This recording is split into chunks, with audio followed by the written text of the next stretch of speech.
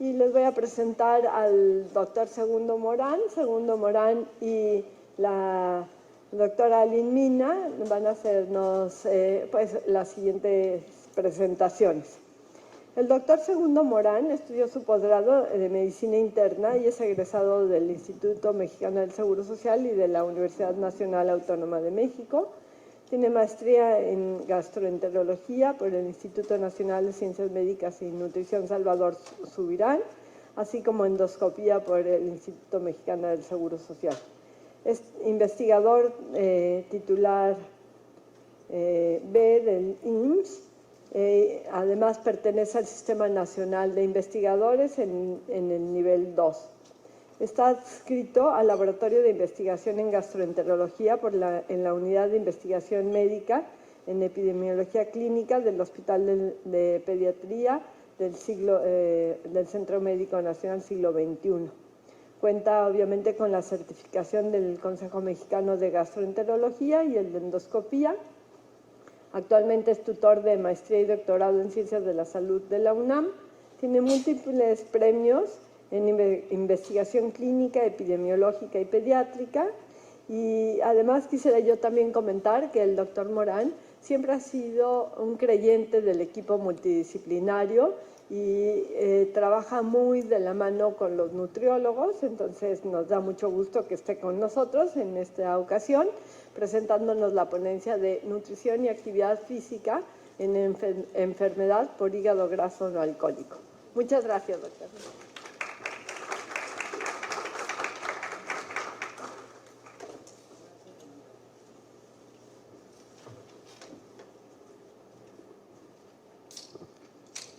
Muy buenas tardes. Antes de dar inicio a la plática, quiero agradecer la amable invitación de las organizadoras de este evento y aprovechar esta presentación para, desde mi modesto cargo de investigador, rendir un homenaje a un colega que nos abandonó tempranamente, pero cuyos estudios son la base y son el legado y motivación para el estudio de esta enfermedad en México y en el mundo, el doctor Paul Angulo.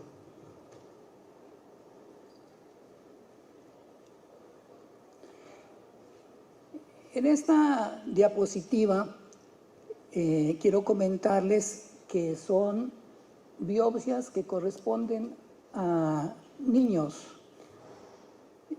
Vamos a hablar en general de hígado graso, pero quise ponerles la parte final, a la cual ojalá nunca lleguemos. Aquí vemos los estadios de la enfermedad que comprenden esteatosis hasta llegar a la fibrosis y a la cirrosis. Aquí vemos que en estas 20 biopsias de niños, en todos los casos encontramos algún tipo de daño hepático. De todas las artículos que publicó el doctor Paul Angulo, quise seleccionar esa referencia porque probablemente para todos los médicos, todos los investigadores, probablemente para todos los que estamos en la salud, es una ilusión publicar en el New England Journal of Medicine. La primera revisión del New England la hizo Paul Angulo en el año 2002.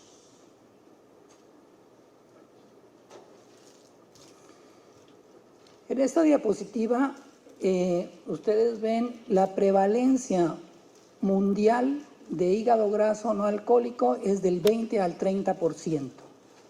Se estima que un 3 a 6% puede avanzar a esteatohepatitis y de ese 6%, un 50% puede tener fibrosis, hasta un 30% puede hacer cirrosis y 5% puede evolucionar hepatocarcinoma. Para ponernos en contexto, la etiología de la cirrosis en México actualmente, y de acuerdo a este trabajo del 2004, corresponde principalmente al consumo excesivo de alcohol, al virus de la hepatitis C y ustedes ven que ese 10%, que probablemente sea hasta más, corresponde a lo hemos denominado, entre comillas, criptogénica, pero parece que el origen de o gran parte de este grupo corresponde a los pacientes con hígado graso no alcohólico que evolucionaron a cirrosis. Aquí pueden ver cómo está la distribución en el mundo. En general, en promedio, 20% de la población tiene algún grado de afección hepática por hígado graso. La menor prevalencia se encuentra en África. En la siguiente diapositiva vean en la parte superior la prevalencia mundial en rojo mayor a 20% y las cifras en amarillo entre 0 y 10%. Únicamente llamar la atención que este grupo en rojo, que corresponde a más del 20%, es a los niños de América. O sea que más del 20% de la población pediátrica se estima que tiene algún tipo de afección por hígado graso no alcohólico. Aquí vemos esta estimación de la prevalencia realizada en Estados Unidos con base a los hallazgos de resonancia magnética. Aquí podemos observar que analizando diferentes grupos, la predisposición de los hispanos a padecer hígado graso no alcohólico. Este es otro estudio estimado a partir de medir la ALT en diferentes grupos, y aquí también podemos observar la mayor predisposición de nuestra población que reside en Estados Unidos a presentar esta enfermedad. Para estudios epidemiológicos y en la clínica, ¿qué es lo que tenemos que hacer para establecer el diagnóstico de hígado graso? Una, medir las enzimas hepáticas, alanino-aminotransferasa, aspartato-aminotransferasa, y descartar otras enfermedades, principalmente infección por el virus B, infección por el virus C, enfermedades autoinmunes o enfermedades metabólicas o el consumo de algunos medicamentos que pueden causar la elevación de estas enzimas. Es conveniente mencionar que hay pacientes que pueden presentar niveles normales de las enzimas hepáticas. Y otro punto a destacar es que en los pacientes mayores a 65 años con características o con sospecha de hígado graso, hay que pensar en probablemente hacer la biopsia, porque hay más probabilidad de que tengan mayor daño, principalmente fibrosis o cirrosis.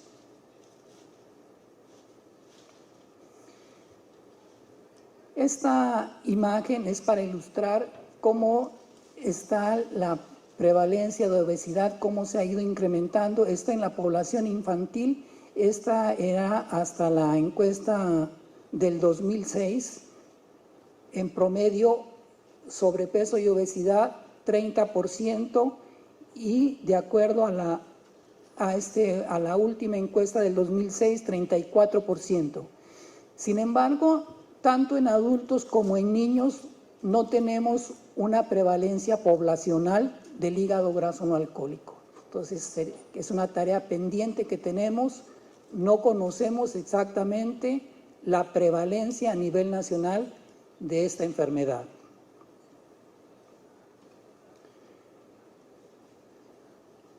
Nuestro grupo ha hecho intentos de conocer con qué frecuencia se presenta, y en este momento, como pertenezco a un hospital pediátrico, aunque no soy pediatra, hemos incursionado tratando de averiguar cuál es la frecuencia de este padecimiento. Este es un trabajo que está en prensa, y esto es en escolares de la ciudad de Guadalajara, 7.8%, y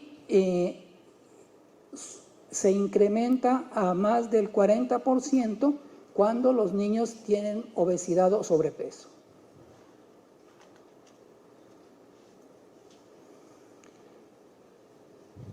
En los niños, como en los adultos, la gran mayoría no presentan síntomas o signos de la enfermedad. Puede encontrarse hepatomegalia y en algunos casos en los niños observamos acantosis nigricans como manifestación de la resistencia a la insulina.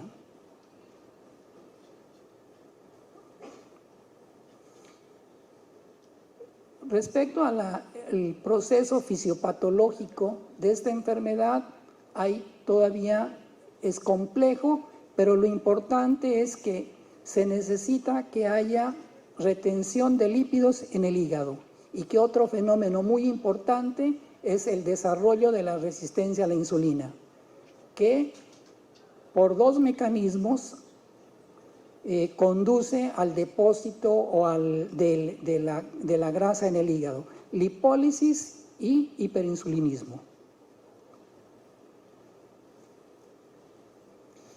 De esta diapositiva que la tomé de una revista, Journal Hepatology, lo que a mí me llamó la atención y quiero que ustedes lo vean es esto. El origen del hígado graso es una mala alimentación, alta en grasas, alta en carbohidratos y alta en fructosa, que desencadena todo ese proceso que revisamos anteriormente, esteatosis, esteatohepatitis, fibrosis, cirrosis. ¿Cuál es el tratamiento? El tratamiento es el manejo de las condiciones asociadas. El factor de mayor asociación con la enfermedad por hígado graso no alcohólico es la obesidad. Entonces, vamos a enfocarnos a ese factor y si en el paciente existen otras condiciones asociadas, habrá que tratarlas, pero nos vamos a enfocar a este factor principalmente. ¿Cuáles son las propuestas de tratamiento que se han hecho para este padecimiento respecto a la dieta? Disminuir, reducción de 500 a 1000 calorías del consumo energético. Consumo energético de 1200 a 1500 calorías, no menor a 1200 porque puede revertirse el efecto. Restricción del consumo energético a 25-30 kilocalorías, pero del peso ideal. Restricción del consumo de lípidos totales a menos del 30%, con un 10% de consumo menor al 10% de grasa saturada. Dieta hipoenergética y con bajo contenido de hidratos de carbono. Y dieta con muy bajo contenido energético. Bueno, de todo eso, yo siempre me recuerdo más de las gráficas que de todas estas palabras. Entonces vamos a ver. En esta gráfica es una compilación de varios estudios y lo que vemos es que todas las dietas hipocalóricas disminuyen el contenido de grasa en el hígado. Ninguna dieta hipercalórica, independientemente de su composición, va a mejorar o va a disminuir la concentración de grasa en el hígado. Y en las dietas isocalóricas hay la probabilidad de disminuir la cantidad de grasa en el hígado si incluimos ácidos grasos poliinsaturados o monoinsaturados. Bueno, ante esto hay 1000 propuestas. Conclusión, lo primero es disminuir el consumo de energía. Con todas estas dietas que se han propuesto, con todas podemos lograr disminuir el contenido de grasa en el hígado. siempre y cuando sea hipoenergética. Y aquí hay unos ejemplos y vemos, con todas hay disminución del peso, disminución de la circunferencia de la cintura. Y aquí vemos, cuando ya hablamos de disminución de la esteatosis, y aquí vemos una de estas propuestas, esta que es puro, en la dieta de Atkins, aumenta la esteatosis. En la gran mayoría hay aumento de la sensibilidad a la insulina y disminución de la síntesis de nuevo de lípidos en el hígado. El efecto sobre los lípidos en el suero es muy heterogéneo en los estudios. Entonces, reafirmar que lo principal es disminución en el consumo energético. Con todas se puede lograr. Pero si ustedes ven, y es el tema que va a abordar Aline en la próxima plática, la de mejor comportamiento en todos los parámetros es, por supuesto, la dieta mediterránea.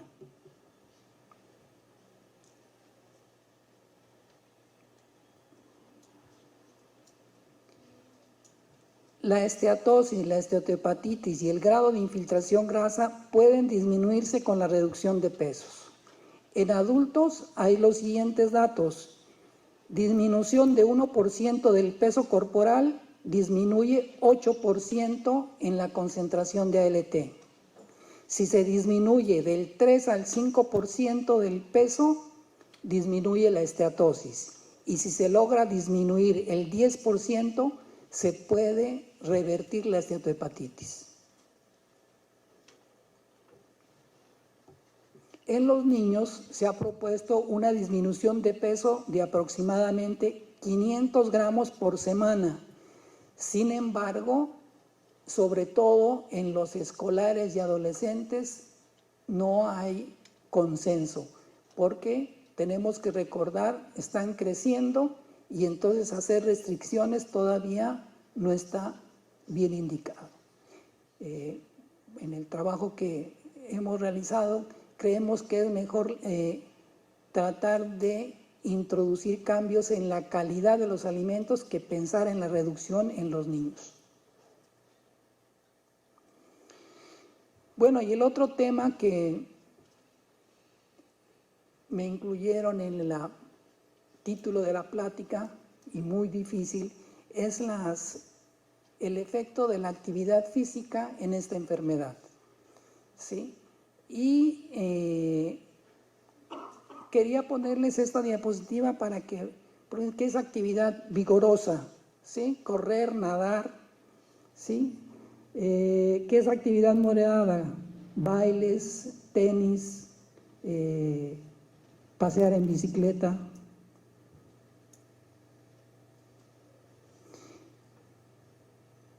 Y si va a hacer uno trabajo menos vigoroso, hay que hacerlo más tiempo. Más vigoroso, menos tiempo. Creo que nos falta preparación para las indicaciones correctas, sobre todo en los adultos. Entonces tenemos que incorporar probablemente al tratamiento de la obesidad del hígado graso a los expertos en educación física para que demos unas instrucciones correctas.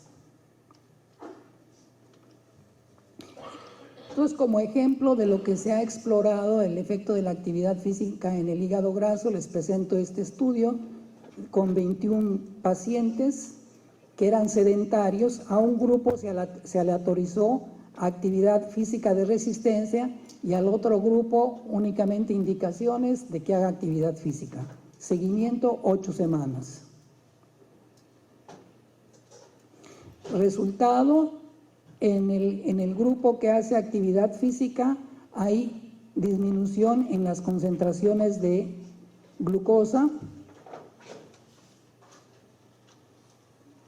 hay cambio en la concentración de lípidos de la concentración de grasa en el hígado, y hay una disminución del cociente respiratorio, que lo que nos indica es que se está consumiendo más grasa, es decir, estamos logrando el efecto con solo el ejercicio. Aunque el consenso general es que con actividad física la reversión es menor, mucho menor que la que se logra con la dieta.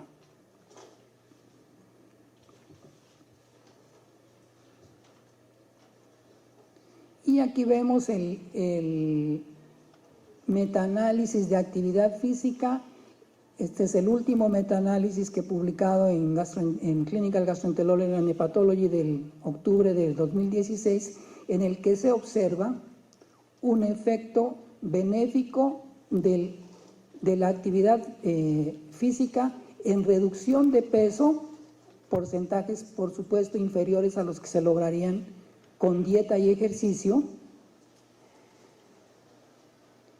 y ese efecto también se ve reflejado con menos intensidad que la que se logra con dieta y actividad física en las enzimas hepáticas ALT y AST.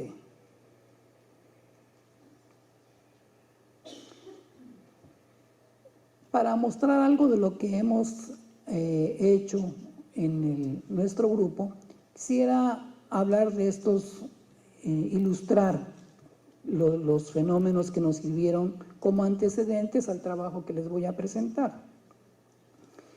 Una es,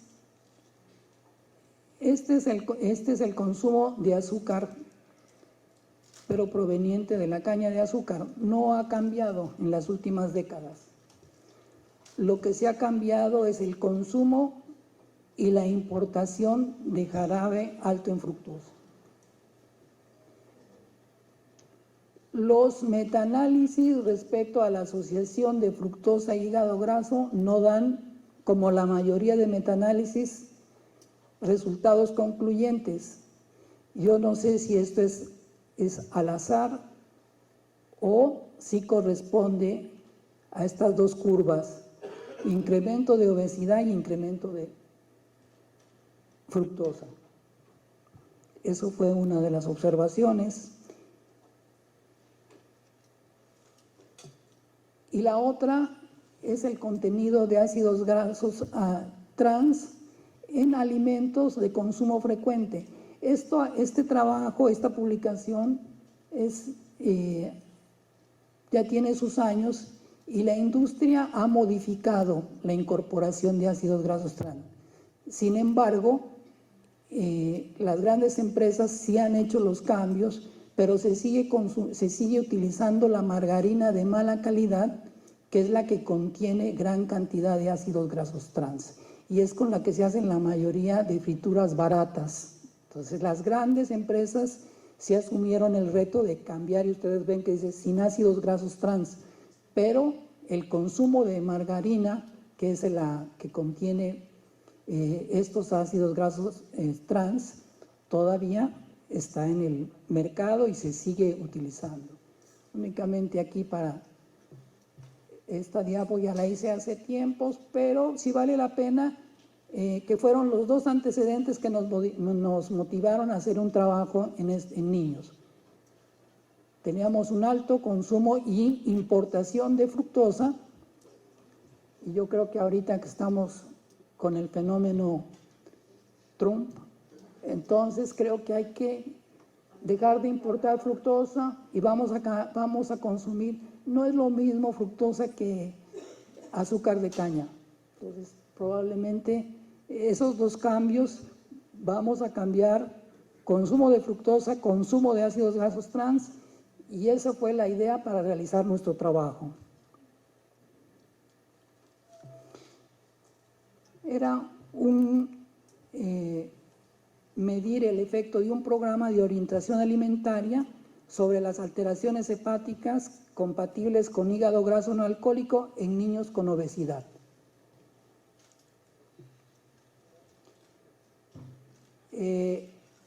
Otra de las cuestiones que tomamos es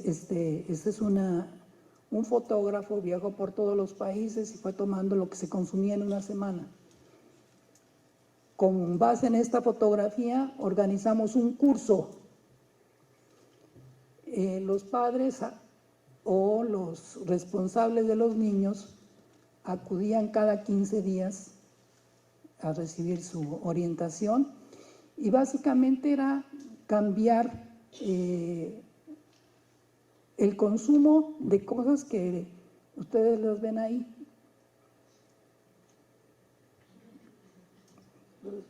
Y otra, promover la actividad física. Creo que todavía nos faltaron quitar algunas cosas, pero bueno. De todas maneras, no era es porque es muy difícil indicarle tantas calorías. Nosotros creemos que era un cambio en la familia. Este trabajo, los resultados de este trabajo está aceptado y todavía no se ha publicado, pero siempre nos cuestionaban de que cómo logramos que se adherieran al programa, ¿sí? No sabía cómo escribirlo cuando me tocaba contestar ahí, porque una de las cuestiones que hizo que los padres asistieran al curso era cuando estos niños acudieron por obesidad, pero después se le dijo, tiene el hígado afectado. Y en ese momento entonces hubo compromiso de la familia a seguir el programa. Ese era el punto, porque la gran mayoría de programas fracasan en cuanto a la adherencia. Parece que cambia la actitud de la familia cuando se le dice que hay una afección hepática. Y dentro del programa también pues motivábamos con base en esta pirámide a la actividad física. Bueno, el número de niños que se seleccionaron fueron 69, tenían sobrepeso u obesidad, se incluyeron 48 pacientes y ustedes ven 45 pacientes disminuyeron el IMC, disminuyeron la ALT 40 y se normalizaron 34. Hubo pacientes que incrementaron el índice de masa corporal, hubo pacientes también que aumentaron en vez de disminuir la ALT y hubo un paciente que no tuvo cambio, ¿no? A ver.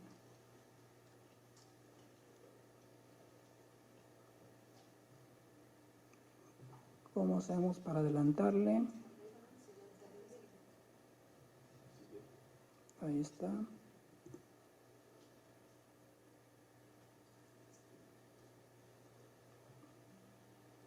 Ok. Bueno, es las gráficas disminuyeron de IMC 45, la LT disminuyeron 42, 5 aumentaron. Se ha observado ese fenómeno también. Las dietas de reducción de menos de 1000 calorías, sobre todo en los adultos, pueden agudizar el daño en vez de mejorarlo.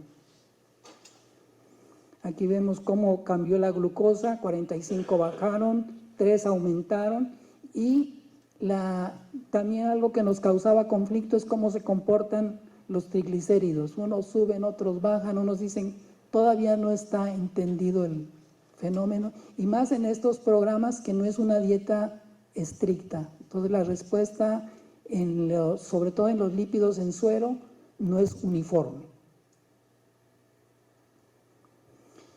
Bueno, como conclusiones, los resultados confirman el papel benéfico de un programa para reducción de peso, para revertir las alteraciones en este estudio de la ALT.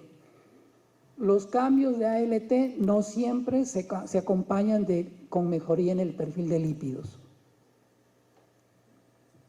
Y estas observaciones ya han sido hechas por otros investigadores, y aquí están, ¿no?